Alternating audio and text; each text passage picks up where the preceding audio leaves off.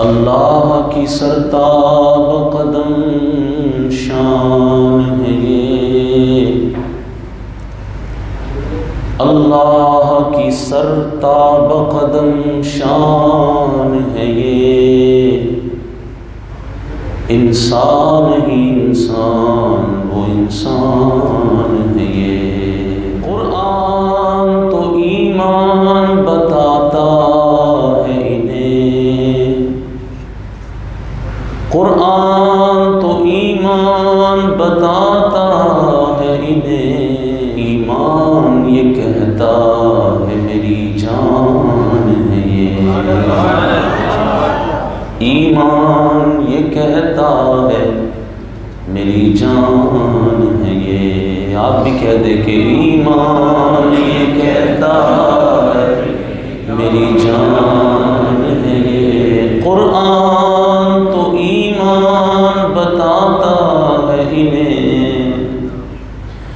कुरान तो ईमान बताता है इन्हें। और ईमान ये कहता है मेरी जान है ये। आप भी कह दे कि ईमान ये कहता है, ईमान ये कहता है मेरी जान है ये।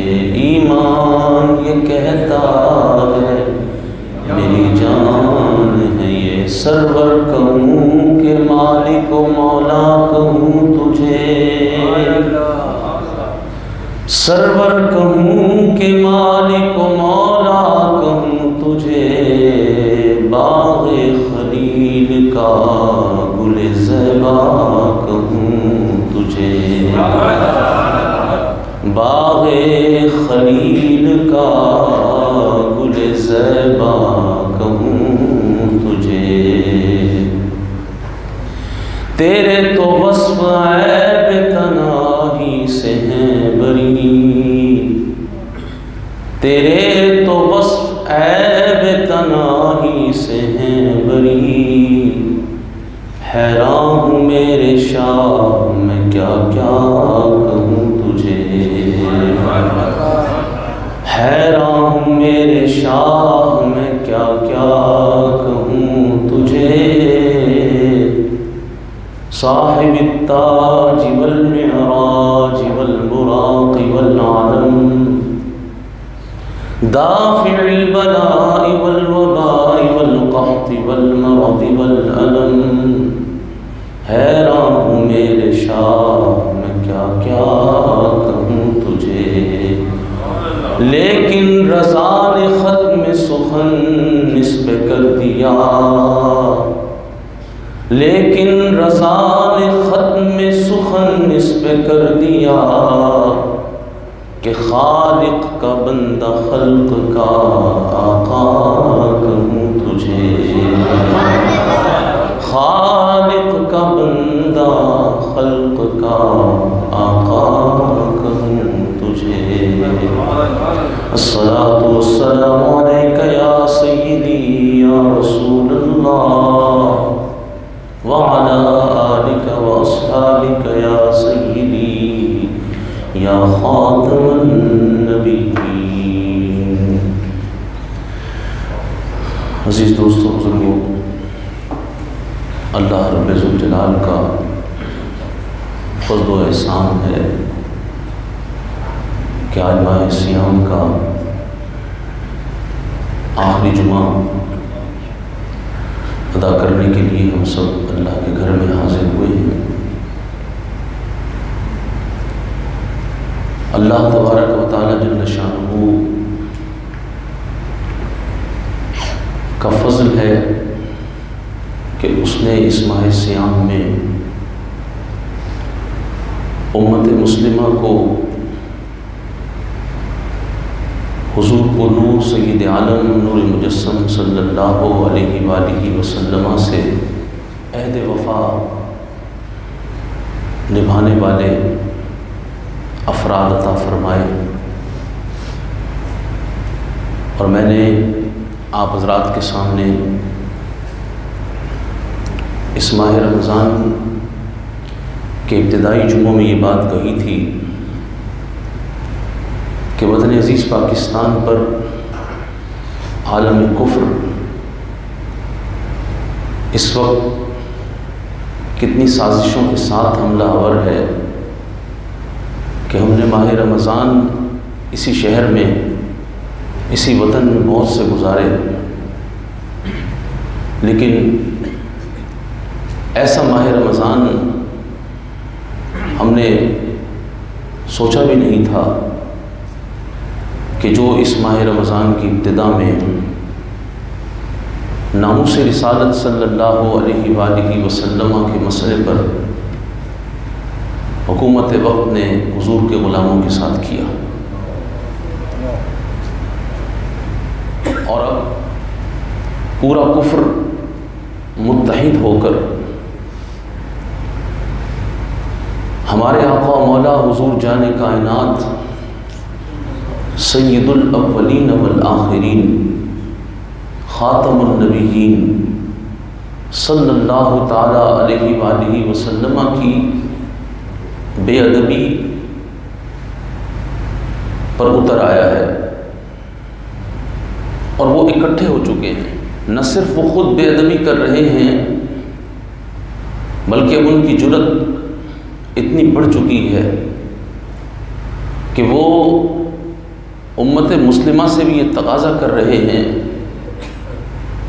कि तुम जो इस्लाम का कानून है, कुरान का कानून है, रसूल पाक अलैहिस्सलातु वस्सलाम का बनाया हुआ कानून है, और पूरी उम्मत का हमेशा से इस पर अमल रहा है, अब इस कानून को बदलो और माज़अल्लाह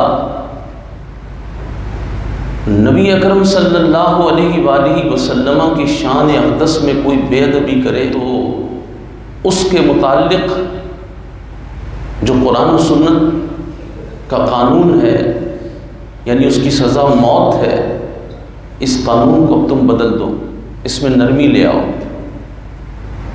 आलम कुफ्र की जसारत इस कदर बढ़ चुकी है कि वो अब हमसे तकाज़ा कर रहा है, और हमारी हालत ये है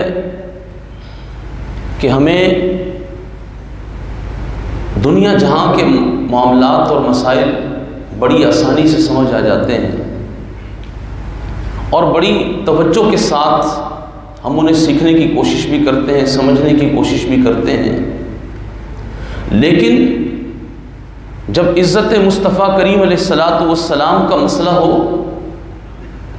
हुजूर पुरनूर अलैहिस्सलातु वस्सलाम की शान अक़दस के कानून का मसला हो, तो उस वक्त हम इधर उधर देखना शुरू करते हैं और हज़ार तावीलें,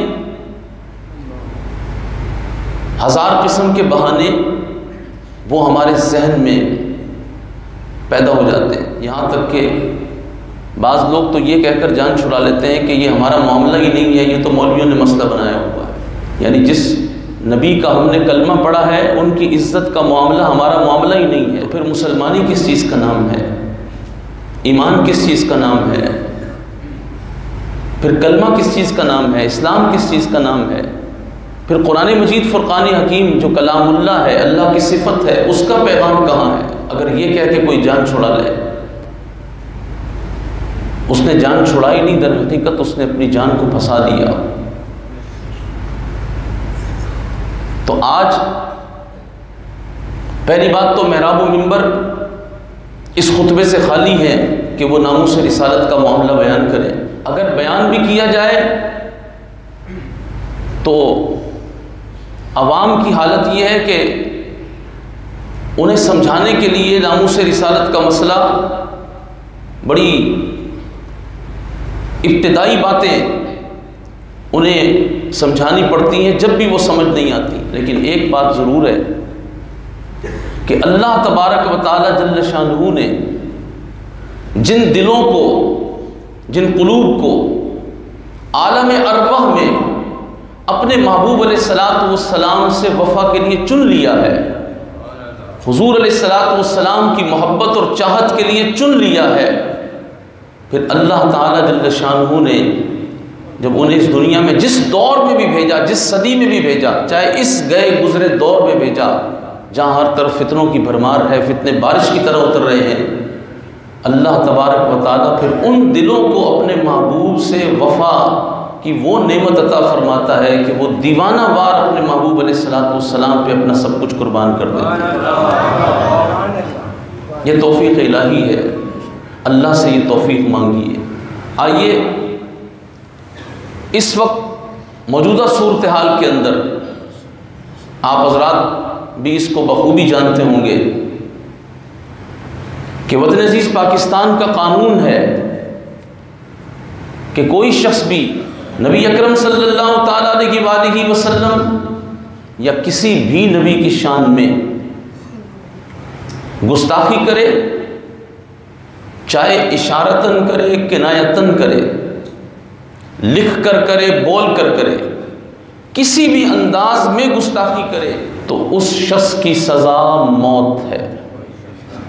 ये आईने पाकिस्तान में शामिल कानून है 295C कि कोई भी तौहीन रिसालत का मुर्तकिब हो, किसी भी नबी की शान में गुस्ताखी करे, हज़रत आदम अलैहिस्सलाम से लेकर ईसा अलैहिस्सलाम तक किसी भी नबी की शान में गुस्ताखी करे, उसकी सज़ा क्या है? सारे बोलें, उसकी सज़ा क्या है? और बोलें, उसकी सज़ा मौत है। और इमामुल अंबिया सल्लल्लाहु ताला अलैहि वसल्लम की शान अक़दस तो है ही निराली। अब इस बात को जब पाकिस्तान के कानून में शामिल कर दिया गया तो आलम कुफ्र से ये हरगिज़ बर्दाश्त नहीं हुआ और ना होगा। और यही वो नुक्ता है, यही वो नुक्ता है कि इस पर आलम कुफ्र से मुसलमानों का मुकाबला रहेगा, ईमान वालों का मुकाबला इसी नुक्ते पर रहेगा और अल्लाह ताला इसी पर मुसलमानों को फतह अता फरमाएगा।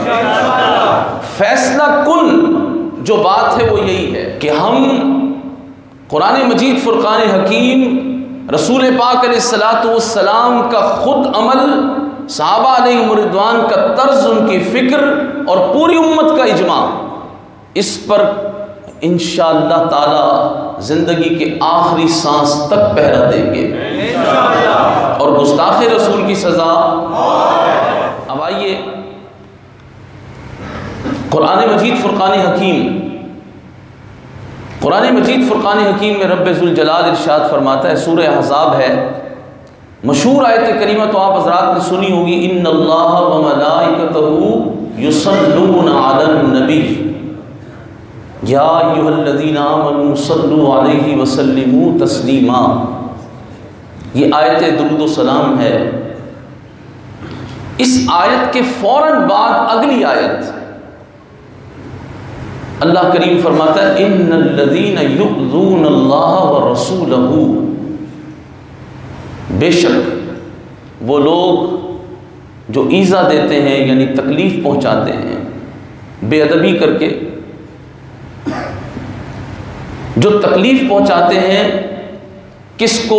अल्लाह और उसके रसूल को। इन्नल्लज़ीना युज़ूनल्लाह व रसूलहू, अल्लाह और उसके रसूल को तकलीफ़ पहुँचाते हैं, उनके बारे में कुरान फरमाता है, लअनहुमुल्लाहु फिद्दुनिया वल आखिरह, उन पर दुनिया और आखिरत में अल्लाह की लानत है। उन पर दुनिया और आखिरत में अल्लाह की, सारे कहें उन पर क्या है? लानत है। लानत से क्या मुराद है, ये बात समझने की है। एक लानत वो है जिसका माना होता है अल्लाह की रहमत से दूर, अल्लाह की रहमत से दूर। जैसे झूठे के बारे में कहा गया कि जो झूठा है उस पर अल्लाह की लानत है, वो अल्लाह की रहमत से दूर हो गया। लेकिन इससे ये मुराद नहीं कि वो काफिर हो गया, समझ रहे हैं? और उसको तौबा का मौका नहीं मिलेगा, उसको तौबा का मौका भी मिलेगा। लेकिन काजी इयाज़ बाल्की रहमतुल्लाह ताला अलैह और दीगर मुहद्दिसीन ने फरमाया कि लानहुमुल्लाह, जो रसूलुल्लाह की बेअदबी करे, हुजूर को दुख पहुंचाए, तो उसके बारे में जो फरमाया कि अल्लाह की उस पर लानत है, इससे मुराद ये नहीं है कि वो हाथ के इशारे से उस पर लानत का निशान बना दे। इससे मुराद ये नहीं है कि ज़बान से कहे कि उस पर हज़ारों लानतें हैं, नहीं।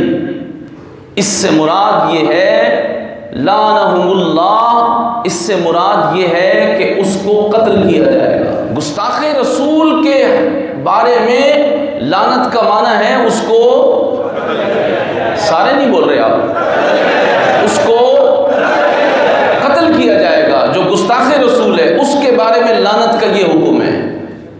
लानत का ये माना है कि गुस्ताख़ रसूल जो है उसके लिए सिर्फ एक ही सज़ा है, और वो ये है कि उसको मौत के घाट उतार दिया जाए, उसकी गर्दन उसके तन से।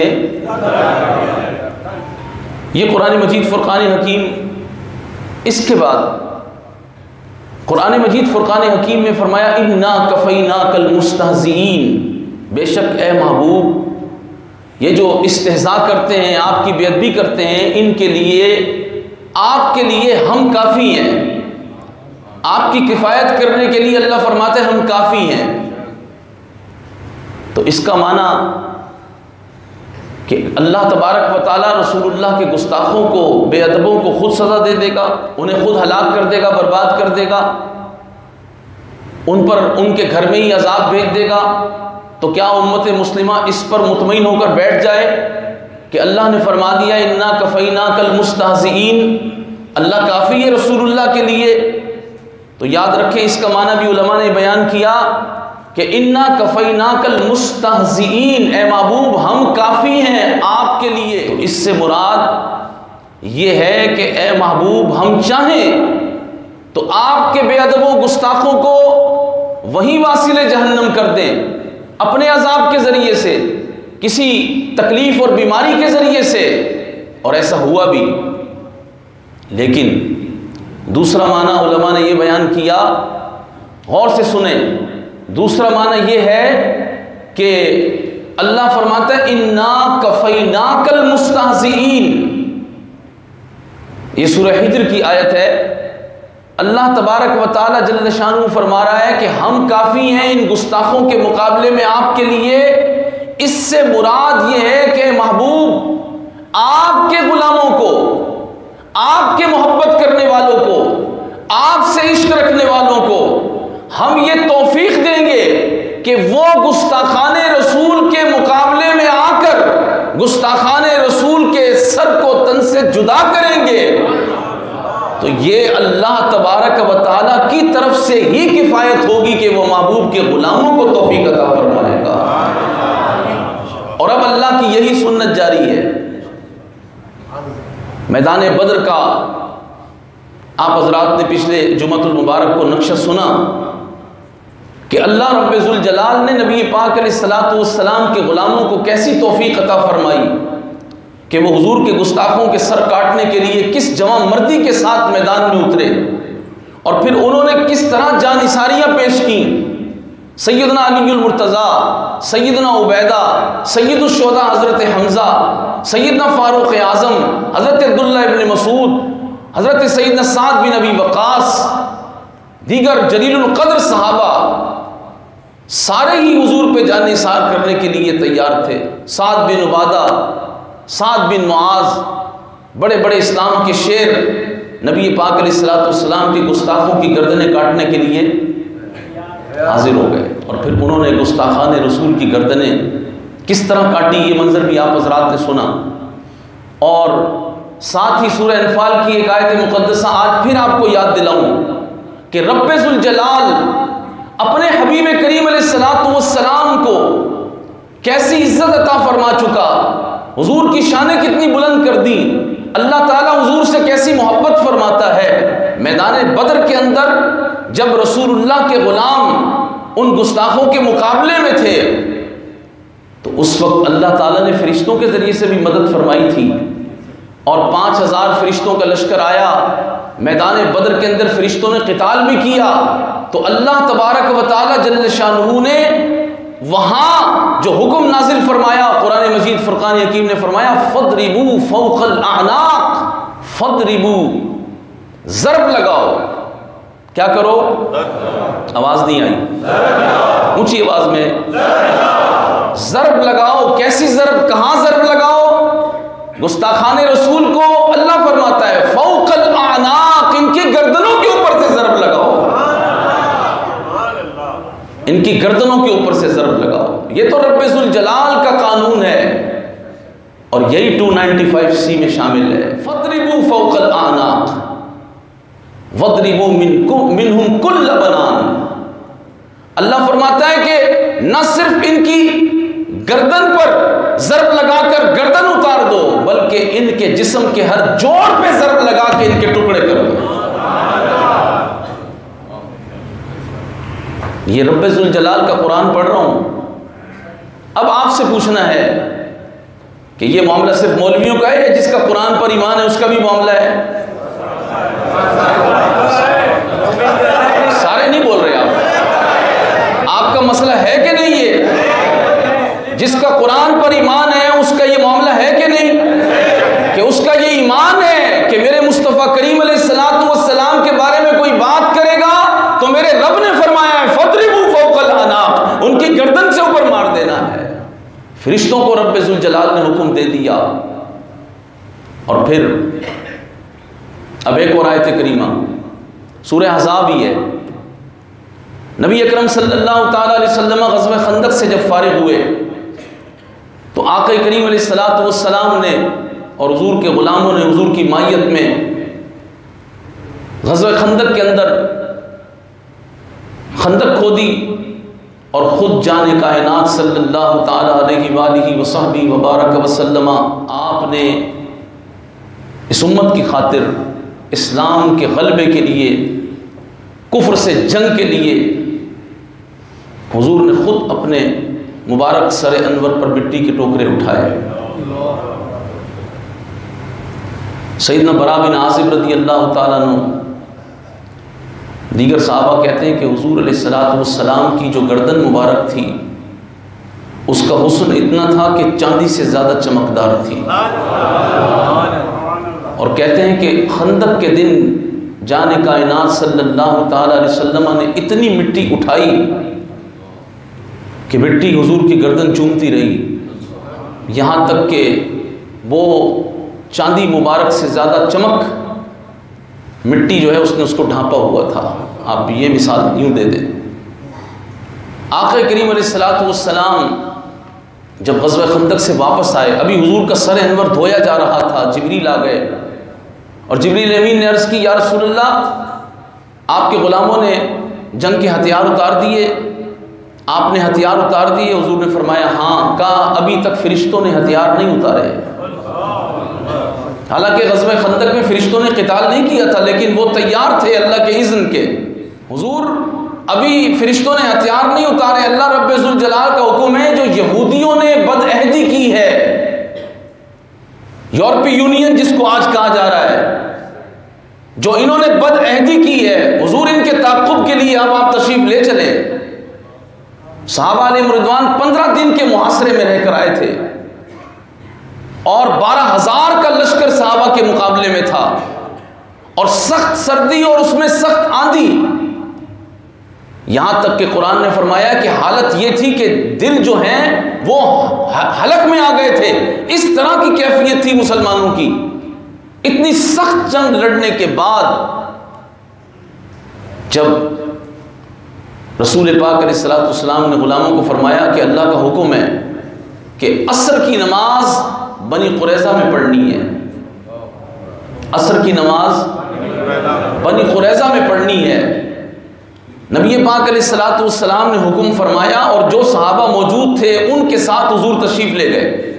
बाकियों को ऐलान कर दिया गया कि हुजूर का फरमान है कि असर की नमाज बनी कुरैज़ा में पढ़नी है। सुने, आज नमाज का मसला समझ आ जाता है, रोज़े का मसला पूछने के लिए हम उलमा के पास चले जाते हैं, हमें निकाह तलाक के मसाइल पूछने होते हैं, पूछें, लेकिन ये मसला इसको पहले समझना फ़र्ज़ आज़म है। नबी पाक सल्लल्लाहु ताला अलैहि वसल्लम ने फरमाया असर की नमाज बनु कुरैज़ा में पढ़नी है। सहाबा अलैहिम रिज़वान में से मदीना तय्यबा के अंदर, अभी तो सहाबा वापस ही आए हैं, जिसको इत्तला मिली वो बनी कुरैज़ा की तरफ चल पड़ा कि रसूलुल्लाह तशरीफ़ ले गए। हुजूर के पीछे चलते रहे, यहाँ तक कि असर का वक्त रास्ते में आ गया। सहाबा अलैहिम रिज़वान ने हुजूर के फरमान पे अमल किया कि असर तो मदीने में नहीं पढ़नी, कहाँ पढ़नी है? बनी कुरैज़ा में पढ़नी है। और यहूदियों का मुहासरा करके असर पढ़नी है। आक़ा करीम अलैहिस्सलातु वस्सलाम के फरमान पर सहाबा अलैहिम रिज़वान ने असर की नमाज नहीं पढ़ी।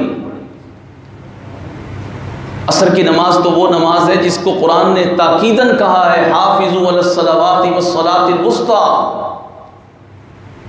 नमाजों का ख्याल करो, खास कर असर का। असर तो बड़ी अहम है, दो वक्तों के मिलने के लम्हात हैं, किरामन कातिबीन के जाने का वक्त है, लेकिन सहाबा अलैहिम रिज़वान असर की नमाज नहीं पढ़ रहे, यहां तक कि मगरिब बीच में आ गई, सहाबा ने असर नहीं पढ़ी। यहां तक कि बाज़ सहाबा के बारे में सीरत की कुतुब में लिखा है कि वो इशा की नमाज के वक्त सबसे आखिर में बनी कुरैज़ा पहुंचे जहां रसूलुल्लाह जलवा फरमा थे, लेकिन उन्होंने असर नहीं पढ़ी। मसला समझ आ रहा है आपको? सबसे पूछ रहा हूं, कहीं आप परेशान हो रहे हो यार नमाज का मसला? ये हुर्मत रसूल का मसला है, ये इज्जत रसूल का मसला है। जब हुजूर ने फरमा दिया, क्योंकि नमाजें अल्लाह ने महबूब के सदके अता फरमाई हैं। कौन सी नमाज? नमाज तो अल्लाह तबारक व तआला ने हुजूर नूर अलैहिस्सलातु वस्सलाम के रुख वद्दुहा का सदका दिया है।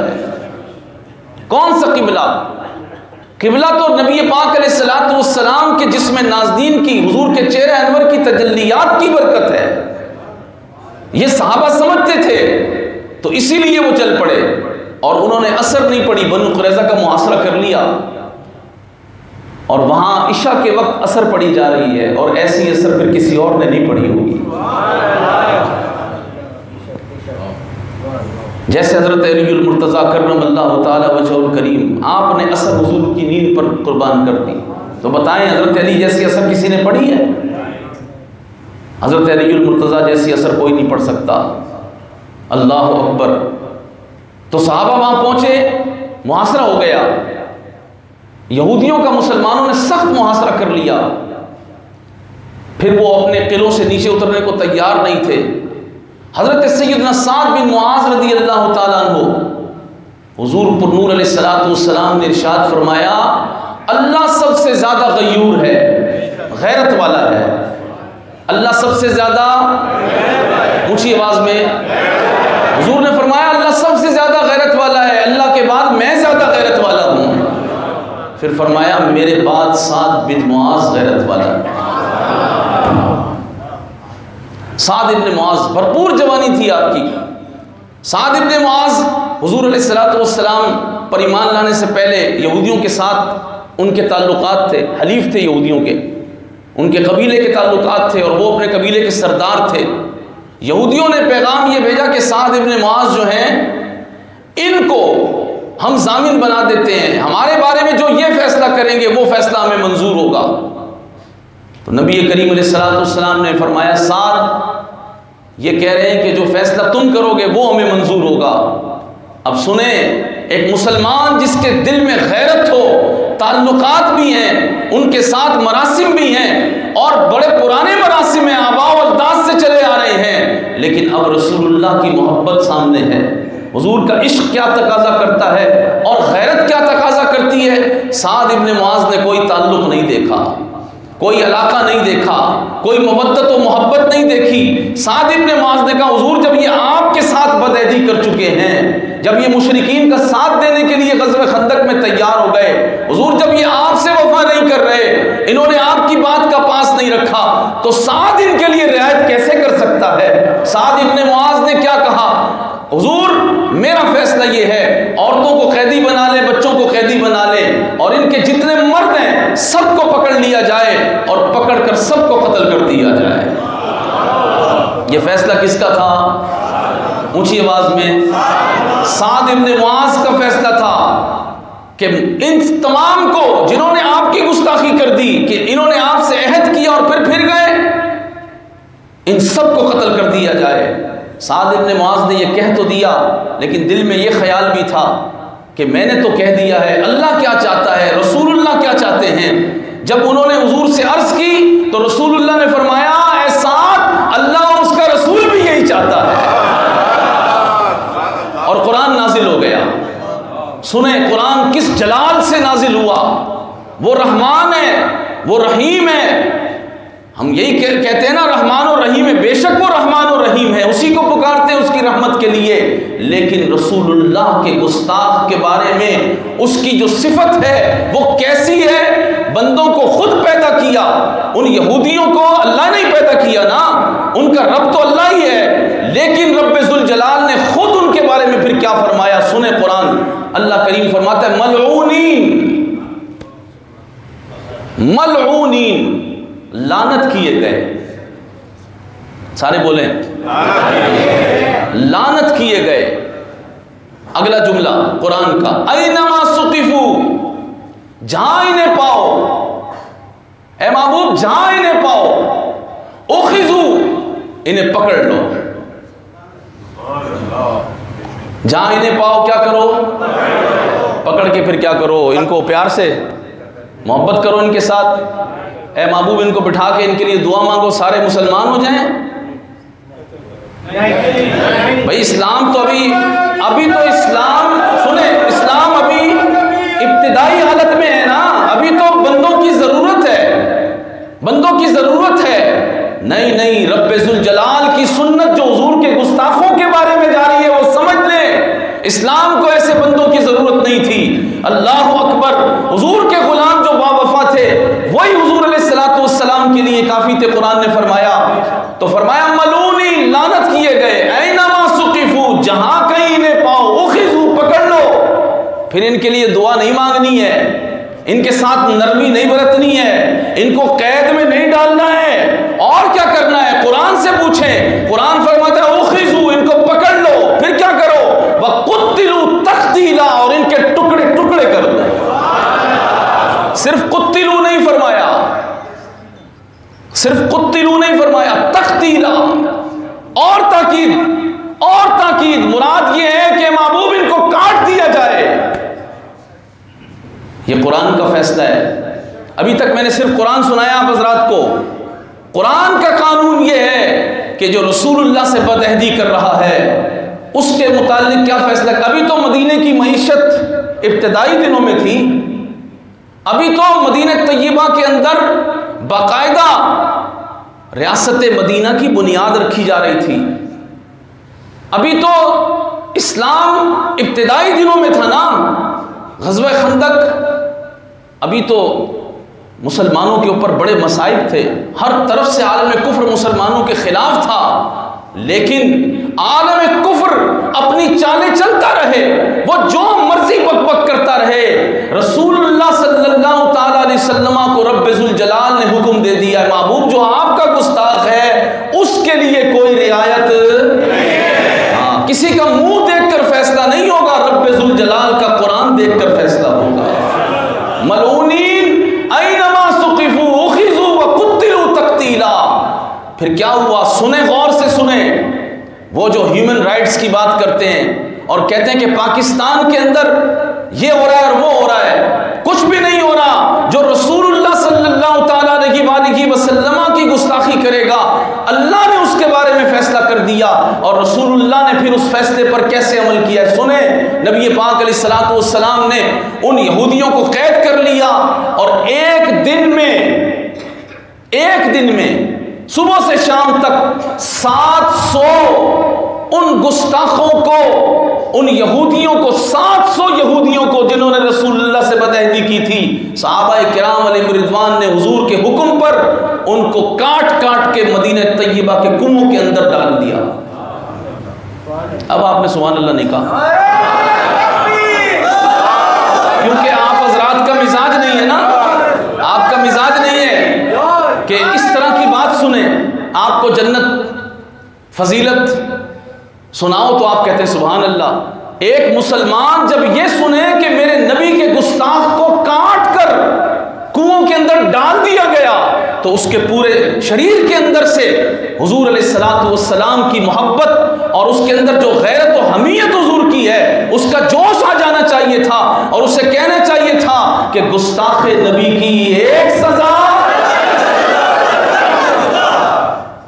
जिसने नहीं उठाना ना इस बात पे, वो परेशान हो रहा है तो बाहर चला जाए। गुस्ताखे नबी की एक सजा, सर सर सर, बस ये फैसला है कुरान का। ऐनमा सुक़िफ़ू ख़िज़ू व क़ुत्तिलू। अब आइए हुजूर पुरनूर जाने आलम सल्लल्लाहु ताला अलैहि वसल्लम आप अपने गुस्ताखों के बारे में खुद क्या फैसला फरमाते हैं। पाकिस्तान में कानून किसका चल रहा है? हमारे वतन अजीज का जो कानून है, जो बना हुआ कानून है, उसके खिलाफ कौन कौन खेल रहा है और इनके क्या क्या मफादात वाबस्ता हैं। असल बात यह है कि इनको इस्लाम बारे में नहीं है, इनको मसला इस्लाम से ही है। इनको पता है, ये जो यहूदियों के यहाँ एजेंट बैठे हैं, इनको पता है कि जब गुस्ताखान रसूल की गर्दनें उतरना शुरू होंगी तो फिर नुकसान हमारा ये होगा कि हमारा बचना भी मुश्किल हो जाए, क्योंकि इनके आका जो इनको चला रहे हैं, जब वो नहीं बचेंगे तो फिर ये क्या बचेंगे। तो बहरहाल बात ये कर रहा था कि रसूलुल्लाह क्या चाहते हैं। काब इब्न अशरफ ये मुशरिक था लेकिन यहूदी बना हुआ था, और नबी पाक अलैहिस्सलातु वस्सलाम की आमद से कबल, मदीने पाक हुजूर की आमद से कबल इसका ये ख्याल था कि सारे अहले मदीना मुझे सरदार मान लेंगे और मेरी बात माना करेंगे। लेकिन अल्लाह रब्बुल जलाल के महबूब आ गए तो हुजूर के सहाबा हुजूर पे जाने निसार करने के लिए तैयार हो गए। मुहाजिरीन और अंसार एक इशारा अबरू मुस्तफ़ा करीम अलैहिस्सलातु वस्सलाम पर अपनी जाने निसार करने के लिए हम वक्त तैयार है। इसने जब देखा कि मेरी इज्जत तो गई तो इसने मुशरिकीन मक्का से मुलाकात की और फिर इसने आका करीम अलैहिस्सलातु वस्सलाम की बेअदबी और गुस्ताखियाँ शुरू कर दी और ये अशार कहता था। और अशार में रसूलुल्लाह सल्लल्लाहु ताला अलैहि वसल्लम, हुजूर के सहाबा और सहाबियात, उन पाक नफूस कुदसिया के बारे में ये बकबक लिखता था और फिर लोगों को इकट्ठे करके वो शेर सुनाता था। नबी करीम अलैहिस्सलातु वस्सलाम को ये ईज़ा देता था। एक दिन हुजूर अलैहिस्सलातु वस्सलाम ने अपने सहाबा से फरमाया, ये जुमला हुजूर का ख़ास तौर से सुने, हुजूर अलैहिस्सलातु वस्सलाम की चाहत क्या है। एक है हमारा मन, एक रसूलुल्लाह की चाहत। हुजूर क्या चाहते हैं? हुजूर अलैहिस्सलातु वस्सलाम ने फरमाया, मन ली, कौन है मेरे लिए। मन ली काब इब्न अशरफ, काब इब्न अशरफ के मुकाबले पर कौन है मेरे लिए। हुजूर फरमा रहे कौन है मेरे लिए, मुराद ये कि कौन मुझसे वफा करेगा और मेरे गुस्ताख को वासिले जहन्नम करेगा। हज़रत मोहम्मद बिन मसलमा रज़ियल्लाहु ताला अन्हु मुसलमानों के अजीम जर्नैल हैं आप। हज़रत मोहम्मद बिन मसलमा, आप और आपके साथ चंद रुफ़क़ा, उन्होंने अर्ज़ की हुजूर हम हाज़िर हैं, हम हाज़िर हैं, हुजूर हमें इजाज़त दे दें कि हम उससे बातचीत कुछ इस तरीके से करना चाहते हैं ताकि उसको हम अपने काबू में ले आएँ। बड़ा सरदार है, बड़े कर्रो फर वाला है, यहूदी उस पर बड़ा एतमाद करते हैं, उसकी बात सुनी जाती है। मुख्तसर ये कि हज़रत मोहम्मद बिन मसलमा उसके पास गए, उससे बातचीत की, उसकी तारीफ़ें की ताकि वो उनके करीब आ जाए। जब उससे बातचीत हो गई तो बातचीत करते हुए उन्होंने कहा कि अब हम आजकल बड़े परेशान हैं, हमें अनाज भी चाहिए। उसने कहा अगर अनाज चाहिए तो मैं तुम्हें दे देता हूँ, लेकिन शर्त यह है कि मुसलमानों की औरतें मेरे घर में रहें और अनाज तुम ले जाओ। इतना बदबख्त आदमी था। हज़रत मोहम्मद बिन मसलमा ने फरमाया ये नहीं हो सकता। उसने कहा फिर मुसलमानों के बच्चे मेरे पास गिरवी रख दो। आपने फरमाया ये भी नहीं हो सकता। उसने कहा फिर यूँ करो अपने हथियार गिरवी रख दो। उन्होंने कहा ये हो सकता है, हम अपने हथियार गिरवी रख देते हैं। उसका एतमाद बहाल कर दिया, अपने हथियार रख दिए उसके पास। फिर हज़रत मोहम्मद बिन मसलमा कुछ दिनों के बाद दोबारा गए और रात का वक्त था, अपने साथियों के साथ आप गए। जब आप गए तो रसूलुल्लाह ने खुद हज़रत मोहम्मद बिन मसलमा और आपके साथियों को रुखसत किया। हुज़ूर ने फरमाया था मन मन ली काब इब्न अशरफ, कौन है मेरे लिए? तो जो हुजूर से वफा करने के लिए हुजूर के गुस्ताख का सर तन से जुदा करने जाए, अल्लाह के महबूब खुद उसको रुखसत करने आ रहे हैं। न सिर्फ रुखसत करने आ रहे हैं, आगे सुनिएगा आगे क्या होता है। नबी पाक अलैहिस्सलातु वस्सलाम रुखसत करने के लिए खुद गए और उस रात हुजूर अपने काशाने अक़दस में तशरीफ़ ही नहीं ले गए। हुजूर की खुशी ये है। हज़रत मोहम्मद बिन मसलमा गए, वो अपने किले में रहता था, आपने जाके उसको आवाज़ लगाई। उसकी बीवी जो बड़ी दाना औरत थी, उसने कहा ये कौन आवाज़ लगा रहा है? कहा ये मोहम्मद बिन मसलमा की आवाज़ है, मेरा बड़ा दोस्त है, हथियार रखे हुए हैं मेरे पास। तो उसकी बीवी ने कहा कि होगा तुम्हारा दोस्त, लेकिन जिस तरह इसने तुम्हें आज आवाज़ लगाई है, बड़ी दाना औरत थी, कहने लगी मुझे इसकी आवाज़ से खून की बू आ रही है। पता क्या चला कि मुसलमान जब गुस्ताखे रसूल को देखे या उससे बात करे तो उसकी आंखों में भी खून होना चाहिए, उसकी आवाज़ में भी खून की बू होनी चाहिए।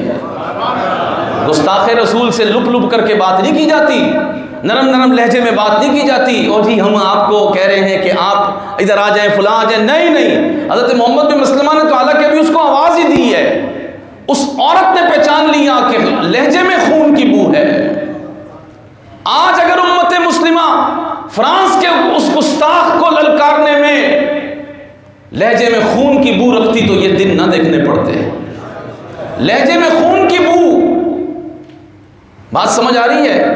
ये क्या होती है? कभी चखा है इसका मजा आपने? नहीं चखा भाई, नहीं चखा। इसका मजा चखा नहीं ना, तो जिसने मजा चखा है उसको देख ले। नहीं चखा भाई, नहीं चखा। अल्लामा खादिम हुसैन रिजवी, मैं मिंबर पर बैठकर, कुरान मेरे सामने है, हमने उनके लहजे में खून की बू देखी है, हमने उनकी आंखों में खून देखा।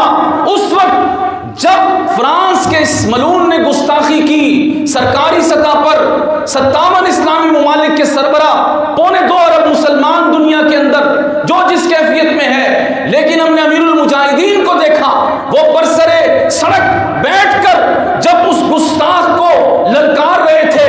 और उस दिन उन्होंने उम्मत को जब बयानिया दिया था कि अगर तू यूरोपीय यूनियन के कानून का पाबंद है, अगर आलम कुफ्र अपने कवानीन का पाबंद है, तो हम रसूलुल्लाह के गुलाम हुजूर अलैहिस्सलातु वस्सलाम के गुस्ताख को कत्ल करने के कानून के पाबंद हैं। और उस दिन आपकी आंखों का जलाल और आंखों में वो खून के शोले, और उसके साथ साथ आपके खून की बू उम्मत मुस्लिमा के कुलूब पे इतना असर कर गई कि आपने उस दिन वो बयानिया दिया था।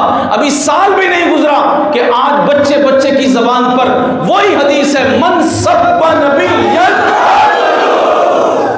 इससे पहले भी तो मैं खुतबा पढ़ता था, इससे पहले तो आप जुमा पढ़ते थे, इससे पहले आप मुरीद थे, इससे पहले आप उस्ताद शागिर्द थे, इससे पहले आप पीर थे, लेकिन कभी आपने ये हदीस पाक इस तरह ज़बान ज़द आम होते हुए देखी? नहीं देखी। इसलिए कि जिसने सच्चे दिल से हुजूर से वफा की, जब उसकी ज़बान से निकला तो फिर अल्लाह ने कुलूब पर जारी फरमा दिया, ज़बानों पर जारी हो गया।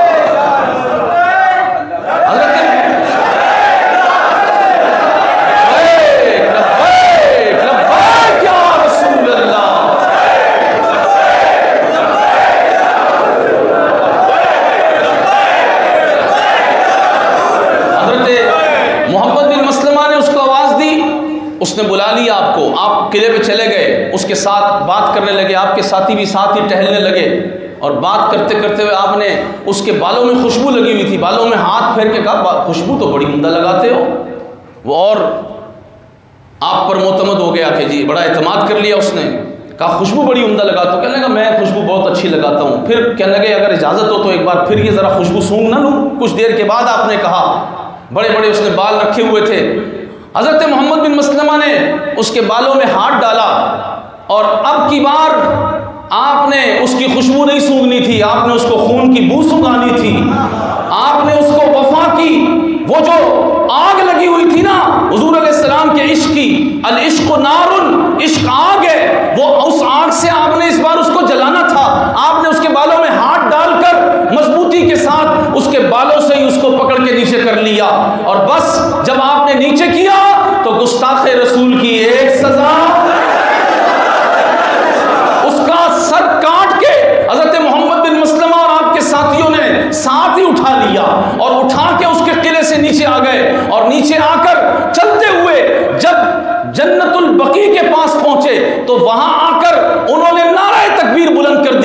उधर से मस्जिद नबी शरीफ से रसूलुल्लाह की आवाज आई कि हुजूर ने भी नारा बुलंद कर दिया।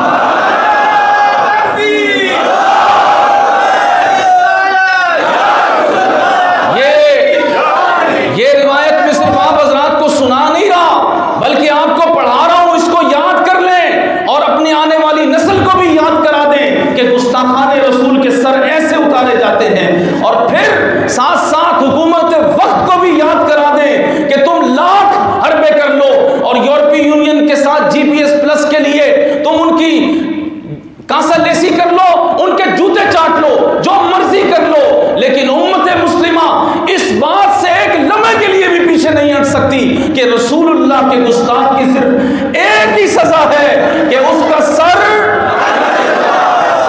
आपने सर उठाया हुआ है, उधर रसूलुल्लाह सल्लल्लाहु अलैहि वसल्लम मुंतजिर है कि आज मेरे उस गुस्ताख का सर उतार के मेरे गुलाम आ रहे हैं। हुजूर की बारगाह में आए, अल्लाह अकबर, मोहम्मद बिन मसलमा ने उस गुस्ताख का सर, वो मंजर कैसा होगा मदीने पाक के अंदर, कैसी वो रात होगी और हुजूर कितने खुश हो रहे हैं। आपने वो सर हुजूर के कदमों में से पटक दिया, फरमाया हुजूर ये वो गुस्ताख है जो आपकी गुस्ताखियां बकता था, हमने इसका काम ये तमाम कर दिया। हुजूर अलैहिस्सलातु वस्सलाम ने फरमाया अफलहतिल वजूह, अल्लाह अकबर, हुजूर ने फरमाया कामयाब चेहरे लौट के आ गए।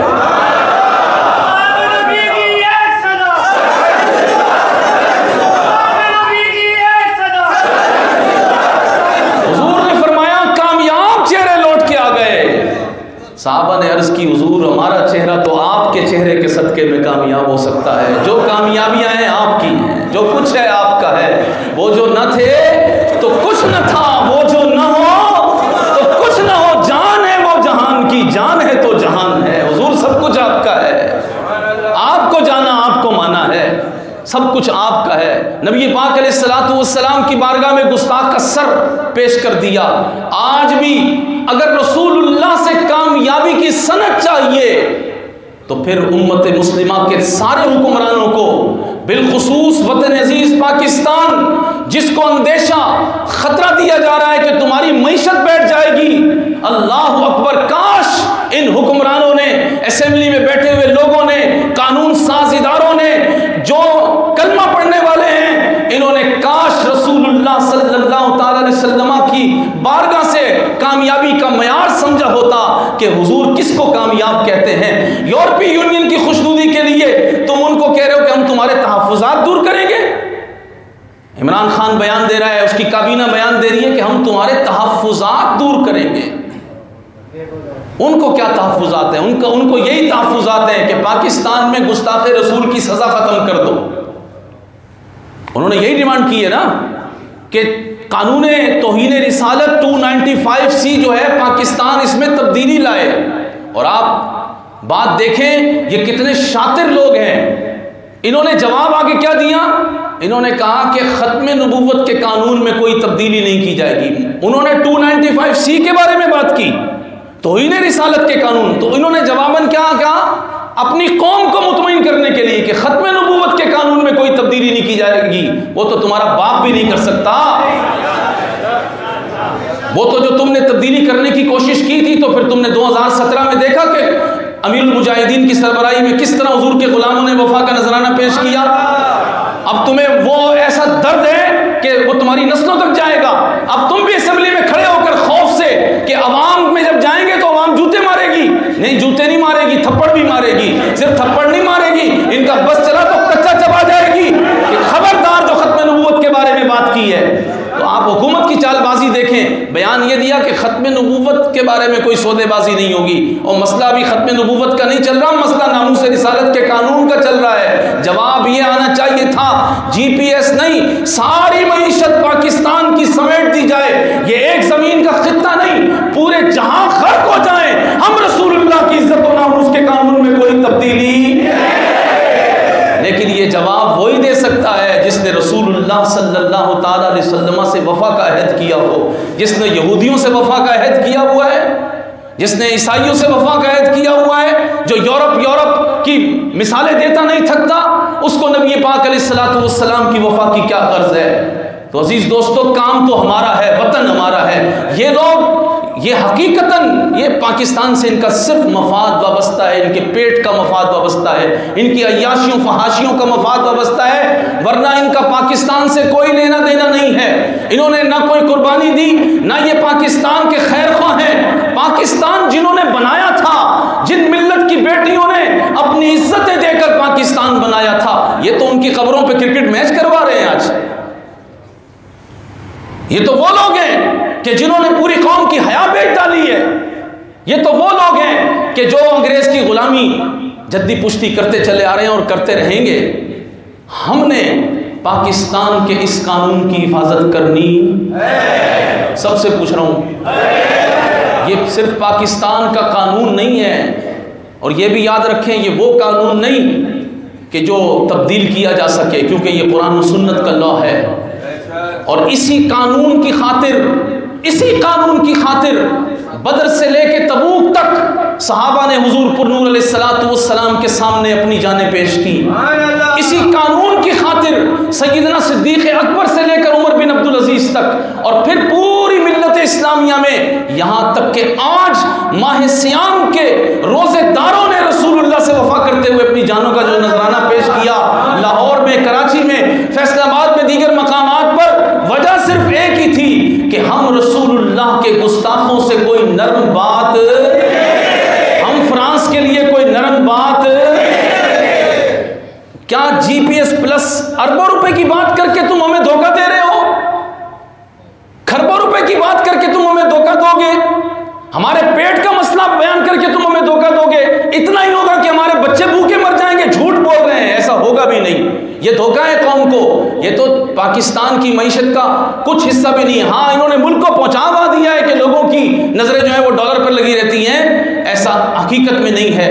असल मसला सिर्फ और सिर्फ यही है कि वो चाहते ये हैं कि रसूलुल्लाह सल्लल्लाहु ताला अलैहि वसल्लम की गुस्ताखियां हर गली मोहल्ले में ये करने लग जाएं और कोई सजा ना हो। ये हो नहीं सकता, ये हो नहीं सकता। और इतना और अर्ज कर दूं कि गुस्ताखे रसूल की जो सजा है उसके मुतालिक कुरान मैंने आप हज़रात के सामने पेश कर दिया।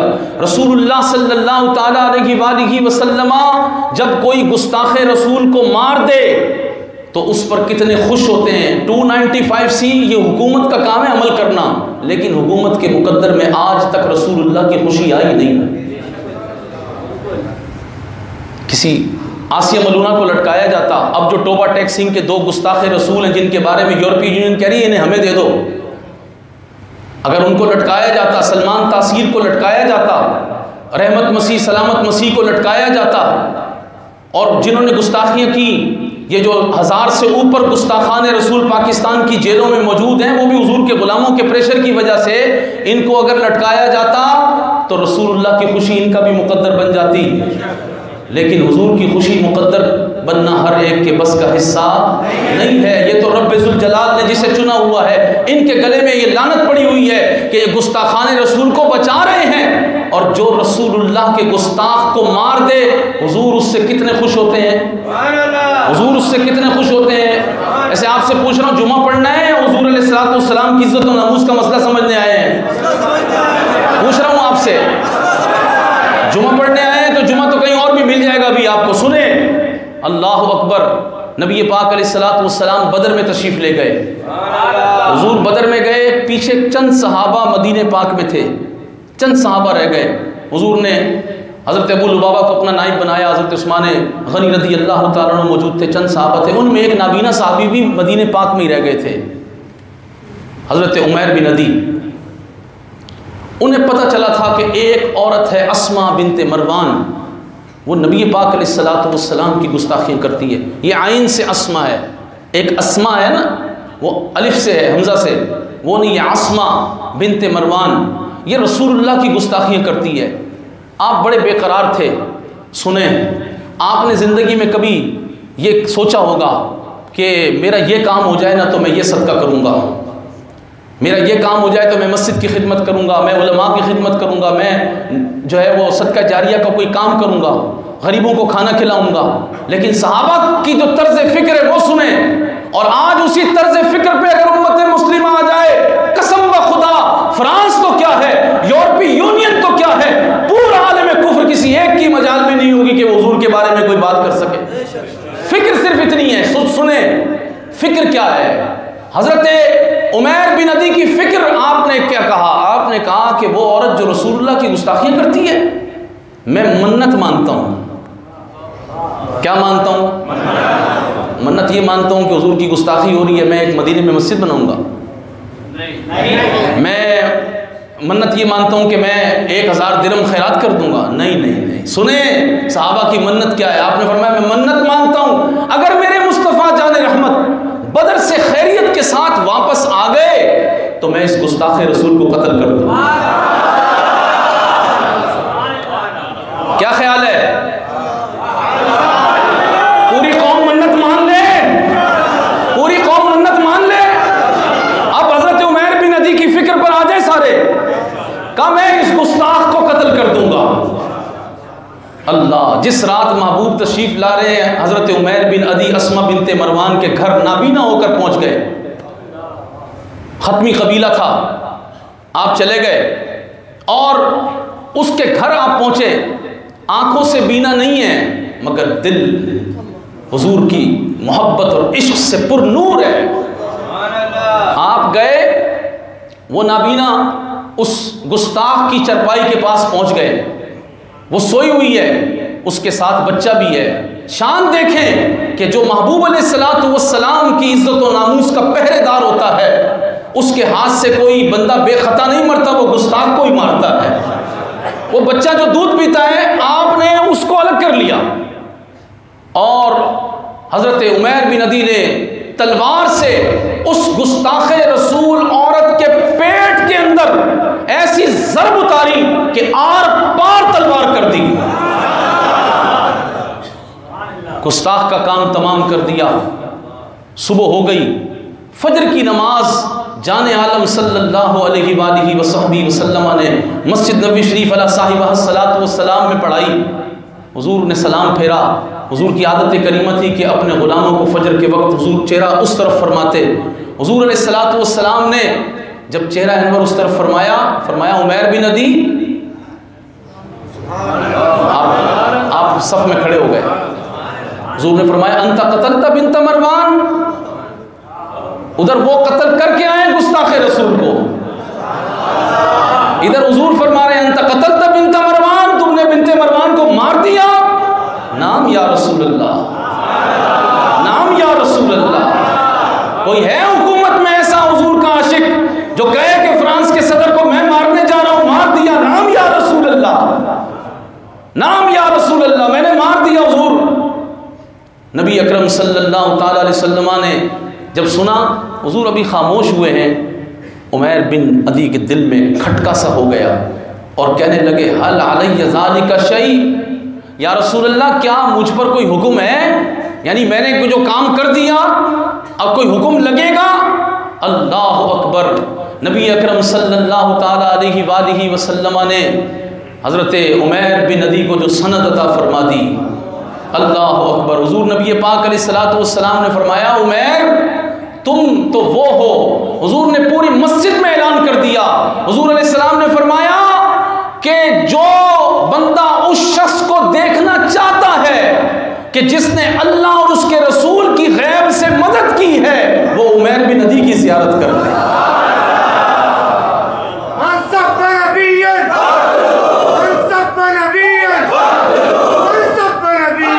उमैर बिन अदी की ज़ियारत कर लो। वो नाबीना थे, फारूक आज़म खड़े हो गए। फारूक आज़म भी कमाल है, आप खड़े हो गए और आपने खड़े होकर एक जुमला कहा। वो जुमला आपने हुजूर की ज़बान मुबारक से एक सनद दिलवानी थी, इसलिए कह दिया। आपने फरमाया इस नाबीना को देखो कि अल्लाह रसूल की मोहब्बत के मामले में कितनी शिद्दत की है इसने, जाके गुस्ताख को वासिले जहन्नम कराया है। फारूक आज़म ने जब ये बात कही ना, तो रसूलुल्लाह ने फिर सनद क्या दी, फरमाया उमैर को नाबीना ना कहो, ये बीना है। उमैर को नाबीना ना कहो, ये बीना है। पता ये चला जो गुस्ताखे रसूल को मार दे, नाबीना हो, वो रसूलुल्लाह की बारगाह से बीना हो जाता है।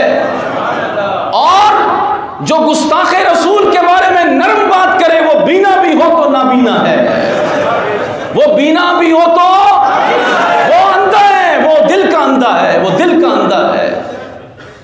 और फिर रसूल पाक अलैहिस्सलातु वस्सलाम ने, सहाबा कहते हैं हमने इससे पहले कभी हुजूर से ये मिसाल नहीं सुनी थी, कानून नामूस रिसालत 295C के बारे में आज शुबहात पैदा करने वाले, तशवीश पैदा करने वाले, इसके बारे में बयानात देने वाले कि वो तारुल कादरी को बुला के ले आते हैं, फ्रांस ने चूंकि उसको ऐड दी हुई है, समझ रहे हैं, गांधी को उठा के ले आते हैं। ऐसे ही और मौलवी जो रसूलुल्लाह के बारे में बैठकर टीवी पे बात करते हैं, गुस्ताखे रसूल को आप कुछ भी ना कहें, आप उसको उंगली भी ना लगाएं, आप उसको उठा के जो है वो कानून के हवाले करते हैं, फलां करते हैं, ये करते हैं, वो करते हैं। सुने, जिस दिल में ईमान होगा उसके दिल में कभी भी तौहीन रिसालत के कानून के मुताल्लिक कोई शक व शुबा नहीं होगा,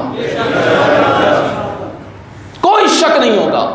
और ये बात भी याद रखें, रसूलुल्लाह ने फरमाया, सुने हदीस, शायद के किसी के दिल में बात उतर जाए, रसूलुल्लाह ने फरमाया जो मेरे बारे में शक में मुब्तला हुआ वो कब्र में मुझे नहीं पहचानेगा।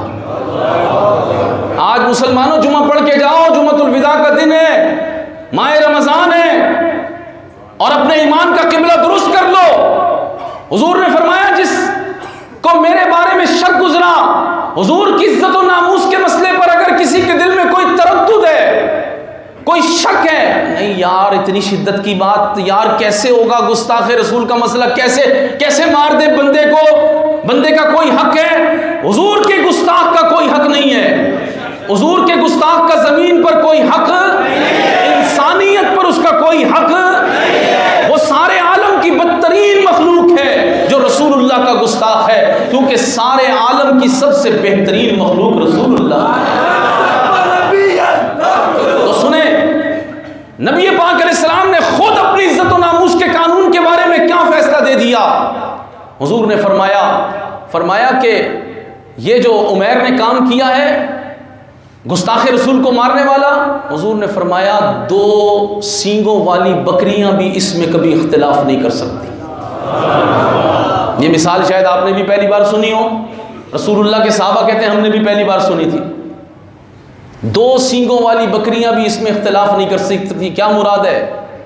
जो बकरी होती है वो एक बेअक्ल जानवर है, सुबह सुबह जब बकरियों का रेवड़ निकलता है तो वो आपस में सींग फंसा के बकरियां खड़ी हो जाती हैं, खामा सींग फंसाए होते हैं, वो खामा ये काम करती हैं। लेकिन गुस्ताखे रसूल का जो मामला है उसमें बेअक्ल जानवर भी कभी खामा काम नहीं करेगा।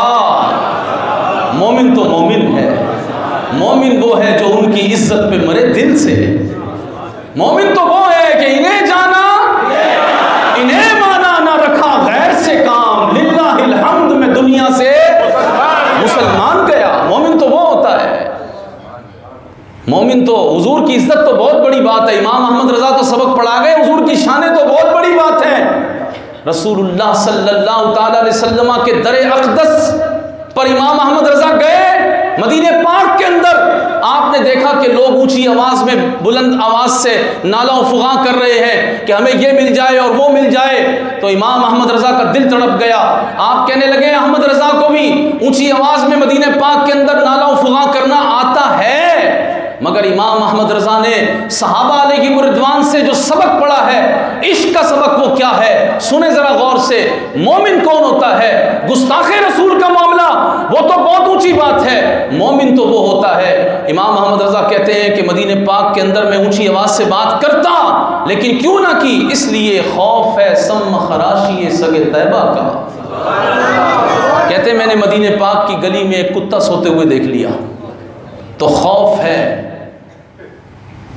लाखों सफात का मुसन्निफ, इतना बड़ा पीर, इतना बड़ा मौलवी, इतना बड़ा मुजद्दिद, इतना बड़ा वली कि सारे जमाने के वली उसके ज़ेरे कदम थे उस वक्त जो मुजद्दिद वक्त होता है।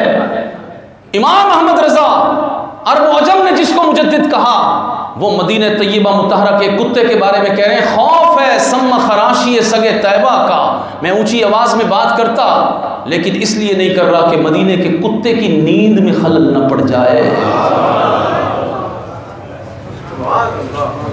वरना क्या याद नहीं नाला फुगा हमको,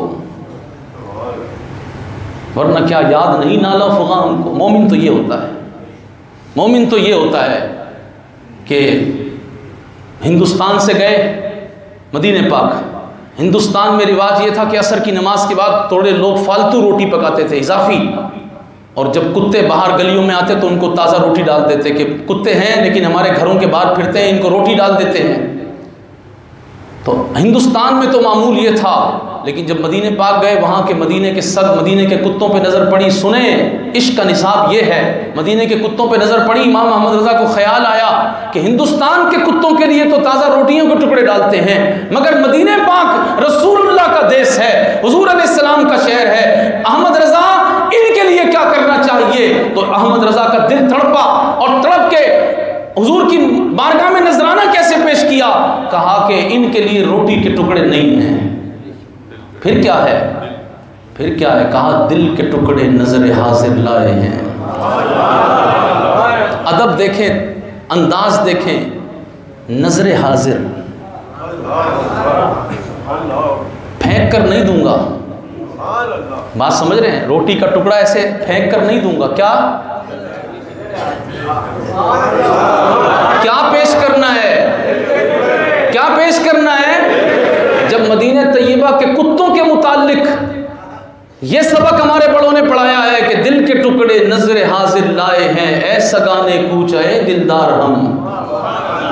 तो बताओ फिर रसूलुल्लाह की अज़मत और इज़्ज़त के मामले पे कोई बंदा इधर उधर की बात करेगा। और ये जो इनकी खाम ख्याली है कि 295C पर चुपके से कोई कदम किसी रात लग जाएगी। कभी इमरान खान की गवर्नमेंट या कोई और जरदारी के पट्टे को भी इसीलिए तैयार किया जा रहा है कि इमरान खान काम ना आए तो उसको तैयार कर लेते हैं। तुम तैयार करो, मगर आलम अरवा में रसूलुल्लाह के गुलामों ने फैसले किए हुए हैं कि हमने अपने नबी से वफा करनी है। सबसे पूछ रहा हूं, तकरीर खत्म होने लगी है, आपसे वादा लेना चाहता हूं। और ये वादा वो नहीं है कि जो वफा ना किया जाए, ये वही वादा है जो आपने हुजूर से किया हुआ है कि हुजूर जान दे देंगे मगर किसी सूरत आपकी इज्जत और नामूस पर हर्फ बस नहीं देंगे।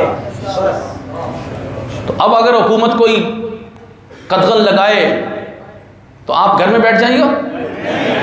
आपकी दुकानें, कारोबार, फैक्ट्रियां, बड़ी जिम्मेदारियां, आप तो मुलाजिम भी होंगे किसी ना किसी के। आप पर तो लेबल लगा होगा जी मैं फलां का मुलाजिम हूं। ये मुलाजमत बड़ी अजीब चीज़ है, ये पैसा बड़ी अजीब चीज़ है। इस पैसे की खातिर, इस पैसे की खातिर, इस ओहदे की खातिर, इस दुनिया की जलील दौलत की खातिर आपने शकावत कल्बी के बड़े अजीब अजीब मनाजिर देखे होंगे, मगर कभी आपने सोचा कि पाकिस्तान हो जिसके पार्लियामेंट के बाहर लिखा है ला इलाहा इल्लल्लाह मुहम्मदुर रसूलुल्लाह, जो मुसलमानों के खून पर बना हो, जहां मुसलमानों ने इतनी बड़ी तारीख की हिजरत की हो, इतनी कुर्बानियां दी हो, उस पाकिस्तान के अंदर रोजे की हालत में कुरान पढ़ने वाले, तरावी पढ़ने वाले, वो सिर्फ इतना कह रहे थे कि फ्रांस के उस सफ़ीर को निकाल दो, ये उस मुल्क का सफ़ीर है जिसने रसूलुल्लाह की सरकारी सतह पे गुस्ताखी की है। इतना मुतालबा जो लेके आए थे, उनको नौकरी करने वालों ने नौकरी बचाने के लिए गोलियां मार के शहीद कर दिया। ये है नौकरी। अल्लाह अकबर। इसको यजीदियत कहते हैं। इसको आप कहेंगे इतना बड़ा फतवा आपने लगा दिया यजीदियत का। जी हाँ, यजीदियों ने भी यही किया था। सामने रसूलुल्लाह के शहजादे थे, हुजूर का ख़ानदान था, अजान वहाँ भी होती थी, अजान यहाँ भी होती थी। अल्लाहुम्मा सल्ली अला सय्यिदना मुहम्मद व अला आलि सय्यिदना मुहम्मद। वो नमाज में दुरूद भी पढ़ते थे, किस पर? रसूलुल्लाह पर भी और हुजूर के शहजादे इमाम हुसैन पर भी और आपके आल व असहाब पे भी पढ़ते थे। लेकिन फिर नौकरी की खातिर, ओहदे की खातिर, गवर्नरी की खातिर, वजारत की खातिर, यजीद से पैसे लेने की खातिर उन्होंने क्या किया? उन्होंने रसूलुल्लाह का जो खून है, उस खून को ही उन्होंने खाके करबला पे बहा दिया।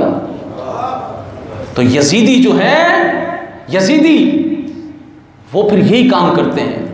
आज भी अगर कौम तमीज़ न कर सकी और अपने कामों में मशगूल रही और एक बालिश के पेट का धंधा इससे बाहर नहीं आए हम, तो याद रखिएगा कल हमने हुजूर की बारगाह में जाना है और कब्र में आखिरी सवाल हुजूर के बारे में होना है। उसी पर छुटकारा है। अल्लाह को माने, इस्लाम की बात करें, लेकिन अगर रसूलुल्लाह की इज्जत की बात नहीं करते तो फिर कब्र में छुटकारा नहीं है। मा कुंत तक़ूलु फ़ी हाज़र रजुल, इनके बारे में क्या कहा करता था, क्या कहा करता था? इनकी इज्जत और नामूस का मसला था, तू कहता था मेरे पेट का मसला है, मेरे बच्चों का मसला है। और वो कितना खुशबख्त है जो कहता था हुजूर आपकी इज्जत और नामूस का मसला हो, बच्चे बचा के रखूं, ओहदा बचा के रखूं, नौकरियां बचा के रखूं, पैसा बचा के रखूं और ये जान बचा के रखूं। या रसूल अल्लाह मेरा माल भी हाजिर, मेरी जान भी हाजिर, मेरी औलाद भी हाजिर। हुजूर मेरे जिस्म के रूए के बदले अल्लाह मुझे हजारों हजार जाने दे तो मैं सारी आपकी इज्जत और नामूस पे हर वक्त कुर्बान कर दूंगा। और उनकी सदा ये थी कि लब्बैक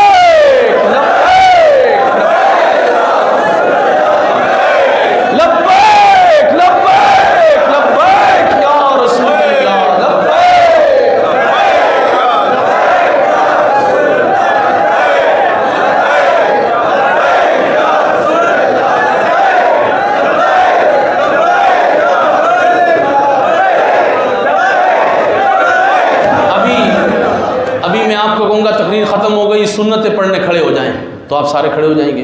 आप कहेंगे जी सुन्नत पढ़ने खड़ा होना है, सुन्नत पढ़ने के लिए तो खड़ा होना ज़रूरी है। मेरा एक सवाल है आपसे कि सुन्नत पढ़ने के लिए खड़ा होना ज़रूरी है, रसूलुल्लाह की इज़्ज़त और नामूस के लिए खड़ा होना ज़रूरी नहीं है?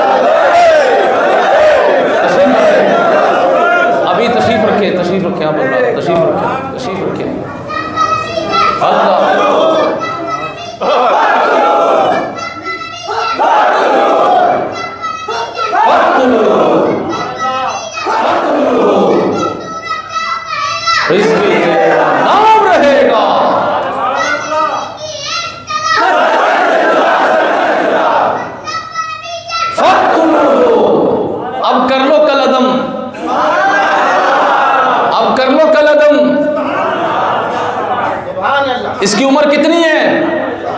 अब कर लो कदम, बच्चे लगते हो।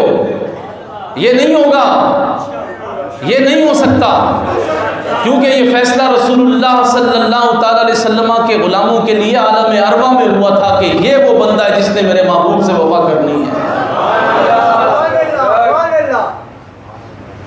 नबी करीम अलैहिस्सलातु वस्सलाम की इज़्ज़त और नामूस का जो मामला है अजीज़ दोस्तों, आलम कुफ्र सिर्फ़ और सिर्फ इस बात पर मुत्तफ़िक है।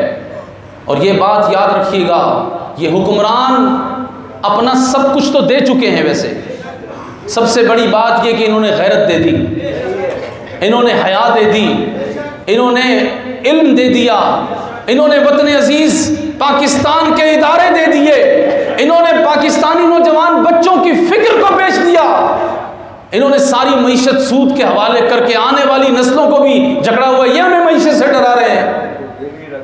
ये सब कुछ बेच चुके, इनसे बड़ा कोई सौदागर नहीं।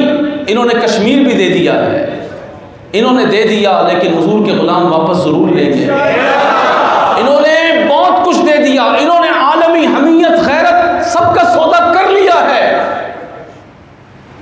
लेकिन अब हमारा इम्तिहान है बहैसियत कौम के कि हमने पाकिस्तान को अगर आप दूल्हा समझे ना, उम्मत मुस्लिमा का दूल्हा, क्या समझे? तो दूल्हे के सेहरे को आप देखते हैं ना, नुमाया होता है, पाकिस्तान दूल्हा है और इसका जो सेहरा है वो 295C है। समझ रहे हैं? इसकी रूह जो है वो 295C है। और वो क्या है 295C? वो 295C मैं आपको याद कराता हूं बड़ी आसानी से। वो आपको वो अल्फाज जो आईन में लिखे हुए हैं वो तो याद करने में देर लगेगी, मगर अमीरुल मुजाहिदीन ने आपको याद करा दिया हुआ है। 295C ये है कि मन सब्ब नबिय्यन, बस ये 295C है। ये कौन मिटाएगा? कोई नहीं मिटा सकता। आईने पाकिस्तान से नहीं मिट सकता, मुसलमानों के दिल से नहीं मिट सकता। और इंशाअल्लाह वो वक्त दूर नहीं है, वो वक्त दूर नहीं है कि आपके मेरे बच्चे अब उस नहज पर चलेंगे कि हुजूर से वफा करते हुए इंशाअल्लाह ताला फ्रांस का गुस्ताख हो या दुनिया में कहीं भी गुस्ताख हो, इंशाअल्लाह उनका सर तन से जुदा किया जाएगा, उनका सर तन से जुदा किया जाएगा। ओ जी आप यहाँ बैठ के बड़के मार रहे हैं, बड़के नहीं मार रहे, हमें यकीन अल्लाह रब्बे जुल जलाल के वादे पर है। कतब अल्लाह, अल्लाह फरमाता है अल्लाह ने लिख दिया है, ला अग़लिबन्ना अना व रुसुली, मैं और मेरा महबूब गालिब आएंगे। इस पे तो मुसलमान को वजद आ जाना चाहिए।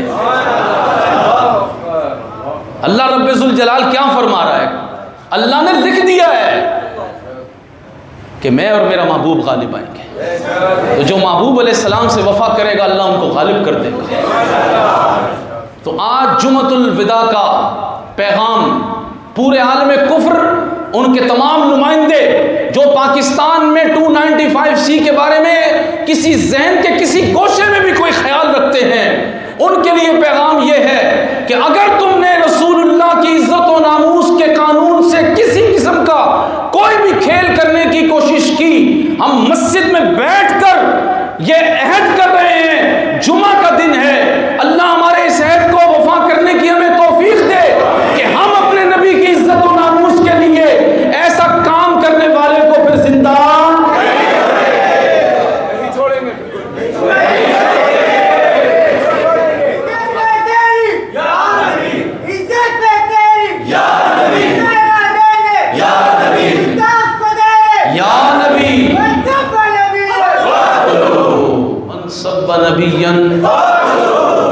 जुमे की तकरीर ख़त्म हो गई।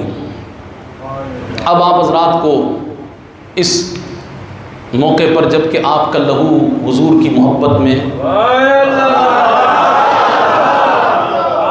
पसीने आ रहे हैं कि नहीं आ रहे? आने चाहिए और खून भी बहना चाहिए हुजूर के लिए। इस अहद वफा के माहौल में आपको एक खुशखबरी सुना दूँ। गुलशन में मार के वो हुजूर के ग़ुलाम जो चाहते ये हैं कि हर त्यौहार और हर खुशी का मौका हम हुजूर के सदक़े ही तो पाते हैं, उसकी निस्बत हुजूर से होनी चाहिए। नमाज जब पढ़ रहे हो तो पढ़ाने वाले से भी रसूलुल्लाह की मोहब्बत की खुशबू आ रही हो, मेहराब से भी हुजूर अलैहिस्सलाम की इज्जत की बात हो रही हो। क्या ख्याल है? यही चाहते हैं ना? और ईद का मौका हो, ईद का मौका हो और खुला मैदान हो और हुजूर के गुलाम वहाँ बैठ के फिर एक नारा बुलंद कर रहे हो और वो नारा हो ताजदारे खत्म नबुव्वत। अच्छा, ये तो मैंने नारा लगवा दिया, लेकिन अल्लाह का फजल एक ऐसा काम हो गया गुलशन मेमार में कि सेक्टर W5 में जो बहुत बड़ा ग्राउंड है, अब वो ईदगाह के तौर पे अहले सुन्नत व जमात के लिए मुकर्रर हो चुका और अब उसका नाम है ईदगाह ताजदारे खत्म नबुव्वत।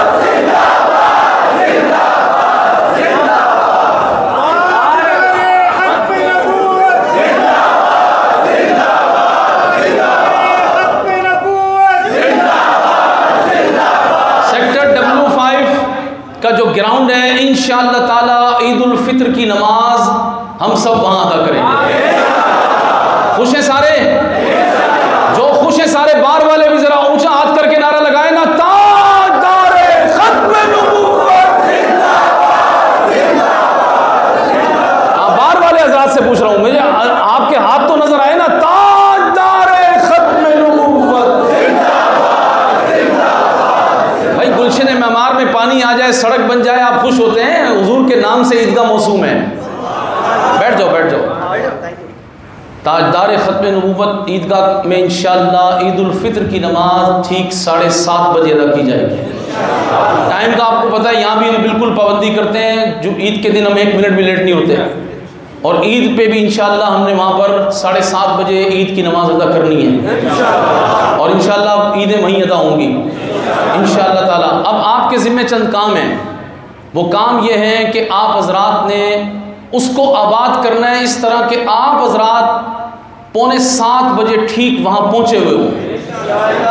ईदगाह आपने जो है वो सब ने वहाँ हाज़िरी देनी है, भर देना है इंशाअल्लाह ताला। उसको भरने का तरीका ये है कि आपके करीब जो गोट हैं, जितनी सोसाइटीज़ हैं, उसके अलावा जितने यहाँ के ब्लॉक्स हैं, सेक्टर्स हैं, आप सब में ये पैगाम पहुँचाएँ कि इंशाअल्लाह ताला अब ईद की नमाज हम पढ़ेंगे इश्क़ रसूल सल्लल्लाहु ताला अलैहि वसल्लम की खुशबू के साथ, हुज़ूर की मोहब्बत के साथ इंशाअल्लाह ताला आप हज़रात वहाँ पे आएंगे। इसका पैगाम आप सबको पहुँचा देंगे। आज व्हाट्सअप कर देंगे, मैसेज कर देंगे, कॉल भी कर देंगे कि ईद की नमाज इंशाअल्लाह 6:45 बजे खुतबा शुरू होना है, 7:30 जमात होनी है सेक्टर W5 में। एक दफ़ा वैसे जाके ज़रा चक्कर भी लगा के आ जाएगा अगर रास्ता ना देखा हो आपने, ठीक है? 6:45 बजे ठीक आपने पहुँचना है।